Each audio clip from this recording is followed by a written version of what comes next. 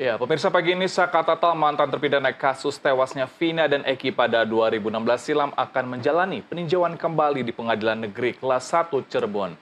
Ya, seperti apa persiapan dari tim kuasa hukum dan bukti-bukti baru apa saja yang akan diajukan pada sidang nanti? Kita sudah terhubung melalui sambungan Zoom dengan salah satu tim kuasa hukum Saka Tatal, Titin Prilianti.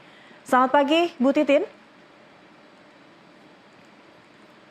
Ya, mungkin audionya masih belum dibuka begitu, Bu Titin? Baik, Bu Titin, pukul 9 nanti semuanya akan sidang PK pertama Saka akan dimulai begitu. Seperti apa persiapan dari tim kuasa hukum untuk hari ini, Bu? Persiapannya sih karena kan saya juga sampai semalam Mbak masih berusaha mencari hal-hal yang bisa menguatkan karena walaupun kami punya keyakinan tetapi saya tetap saja mencari hal-hal yang sangat menguatkan untuk dikabulkannya PK termasuk karena bermunculannya novum-novum baru yang memori PK-nya kita sudah masukkan di tanggal 8 tetapi bermunculan novum-novum baru juga itu kan menjadi perhatian tim kuasa hukum Saka Tatal yang akan menambahkan novum-novum itu di dalam memori PK.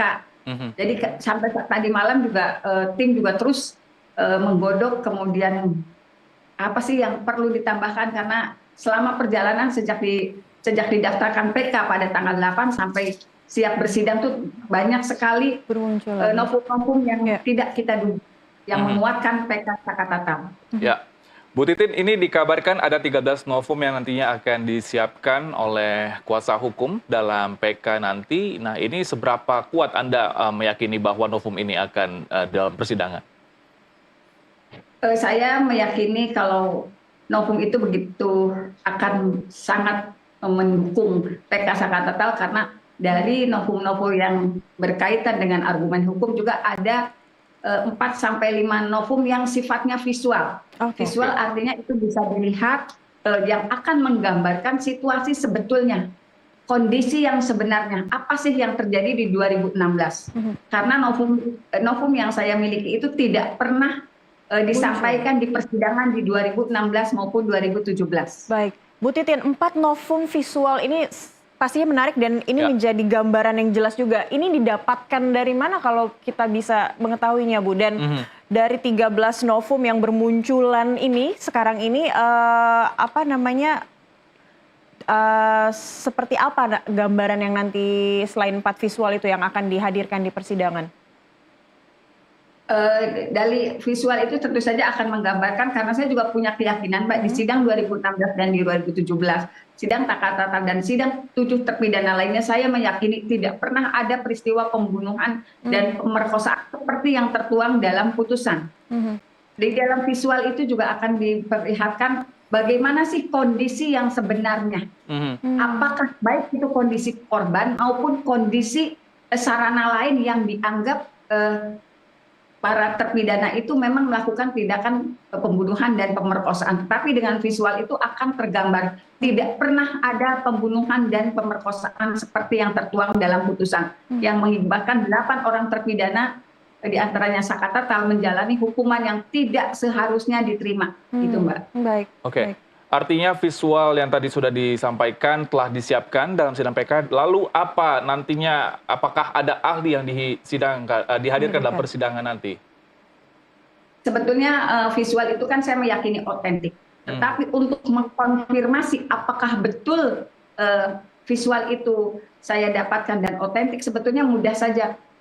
Karena gini, visual itu didapatkan di tempat-tempat yang sebetulnya sudah didatangi oleh anggota kepolisian yang melakukan olah TKP di 2006 untuk mengkonfirmasi kebenaran daripada visual itu kan apabila kita diizinkan dimohonkan untuk dihadirkan kembali.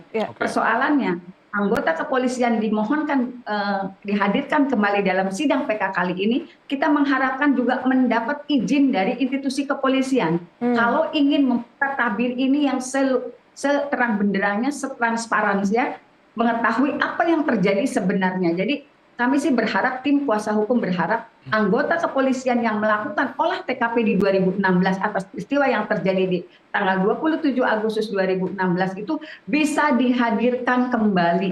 Karena kan persoalannya di situ, apakah mereka ketika kita mohonkan, apakah mendapatkan izin atau tidak, itu yang akan menjadi persoalan berat kalau misalnya tidak ingin peristiwa ini dianggap masih harus ditutup-tutupi dan penuh rekayasa. Tetapi kalau diizinkan akan dibuka setransparan mungkin. Masyarakat Indonesia akan lebih mengetahui. Itulah sebabnya saya meminta dengan memohon dengan sangat agar Kapolri mengizinkan anggotanya yang pernah hadir di sidang 2016, anggota kepolisian yang melakukan olah TKP untuk bisa dihadirkan kembali dalam sidang PK. Harapannya itu, Mbak, karena akan terkonfirmasi.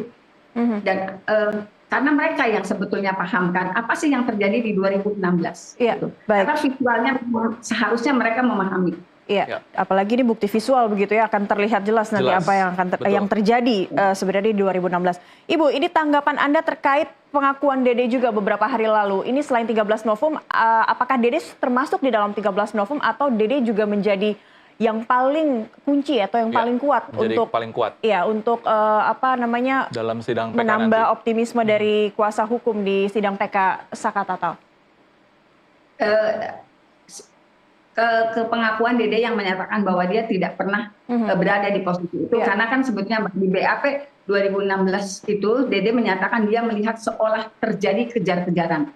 Tetapi Dede dan Aib itu tidak pernah dihadirkan dalam persidangan. Dalam persidangan dulu saya sampai meminta 4 kali untuk dimohonkan, karena Dede dan Aib lah yang secara spesifik menjelaskan bagaimana ciri-ciri para pelaku yang mengejar korban. Tetapi dengan pengakuan itu memang menjadi sumber kekuatan baru, novum baru yang memang luar biasa, dan semakin menguatkan, semakin meyakinkan PK Saka Tatal akan dikabulkan oleh majelis hakim gitu, Mbak.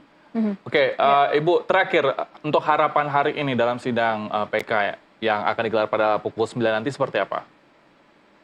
Harapannya kami memohon dukungan kepada media, kepada masyarakat Indonesia, kepada netizen, kepada yang begitu meyakini 8 terpidana ini tidaklah pernah melakukan perbuatan yang dituduhkan. Mereka sudah menjalani hukuman selama 8 tahun terhadap kesalahan yang tidak pernah dilakukan. Mohon dukungannya kepada seluruh masyarakat Indonesia biar keadilan bisa ditegakkan. Saya sampai merinding ngomong. Baik.